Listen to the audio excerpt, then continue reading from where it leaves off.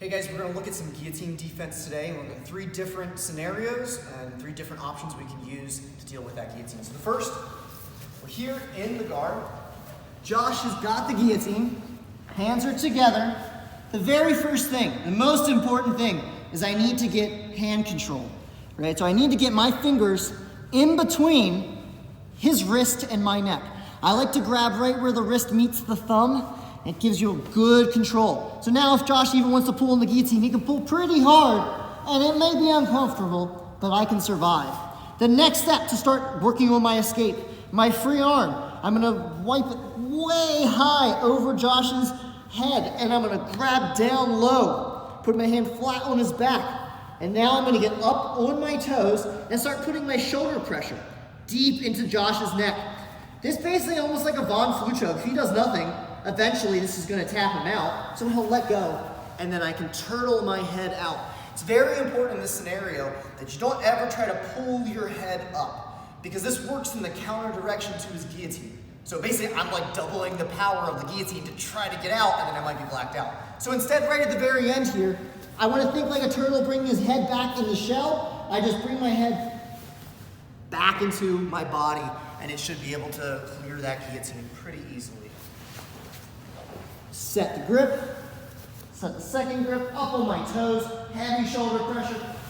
He starts to release, and then I turtle back into my position. This one's gonna be a way earlier scenario, starting from the feet, where I take a double leg shot on Josh. He wraps my head in transition. Now, this can be really precarious. I didn't penetrate super deep. If I decide to keep penetrating, he's gonna pull guard, And I'm gonna get stuck in this guillotine. and I'm gonna get stuck pretty deep in that guillotine. So we're gonna try to clear his legs in transition and land in side control on the opposite side that our head is on. And that will ruin his angle and allow us to alleviate pressure on our neck. So when I take the shot, the one thing I have to avoid is the guard, so I put my hand right on his leg. That way when he pulls, he can't close his guard, and I can hop clean over to side control position. So I come over and I'm checking this leg so he can't follow me. Now I need to turn back to the side control, put my knee next to his hip, knee next to his head. Then I'm gonna set my deep cross face. And if he keeps his hand here, I'll put my hands together and we'll do a Von Flu choke. Again, the same kind of scenario. I'm just putting my shoulder pressure deep into his neck. The nature of this position in normal guillotine, right? My shoulder's pretty relaxed.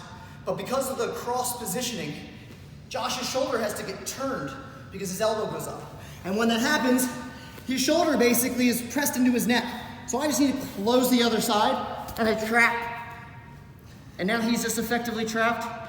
And I just lean all of my shoulder weight right into his neck. So Von Flu's a really nice counter here if they hold on to it. Most grapplers will probably let go and just try to work their way out of side control by that point. But that's exactly what we're looking for, is to clear this. Now, there's one last scenario. Josh grabs the guillotine, but he lands it. And I'm stuck. I can't get out. I'm trying to get it. I can't. I'm gonna have to tap. Or am I? I'm gonna roll to my back and hand fight. I don't care where I go. Mount, fine. He takes me back, I don't care. It just does, even if he grabs an armbar, I don't care. I don't want to get choked and tapped, especially on top. This is like a grappler's best friend, to be able to move from the top position to the bottom position instead of tapping. Don't tap on top. Give it a go. Try to roll over.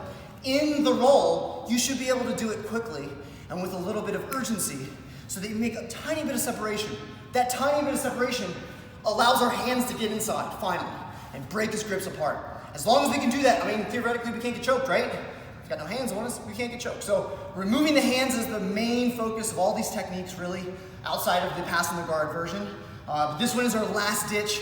We're gonna have to tap. I'm just gonna throw my body to the ground, my back to the mat, get my hands up and try a hand fight. Sometimes it still doesn't work. They're deep on the choke, they chase you and they finish you, right? This is just giving us maybe a 5 or 10% chance to escape this position when it's at its worst.